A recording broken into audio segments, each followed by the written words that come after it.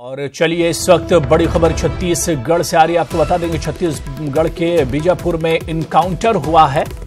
इस वक्त की बड़ी खबर, नक्सलियों और सिक्योरिटी फोर्सेस के दरमियान इनकाउंटर की खबर मिल रही है।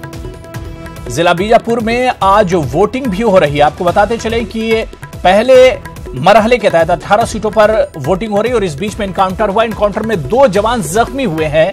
फायरिंग का तबादला दोनों तरफ से जारी है। तो छत्तीसगढ़ के बीजापुर से इस वक्त बड़ी खबर आ रही है। आपको बताते चलें कि बीजापुर में आज असेंबली इंतखाबात के तहत पहले मरहले की पोलिंग भी चल रही है और इस बीच में नक्सलियों और सिक्योरिटी फोर्सेस के दरमियान इनकाउंटर हुआ है। जिला बीजापुर में आज वोटिंग चल रही है और इस इनकाउंटर में 2 जवान जख्मी हुए हैं।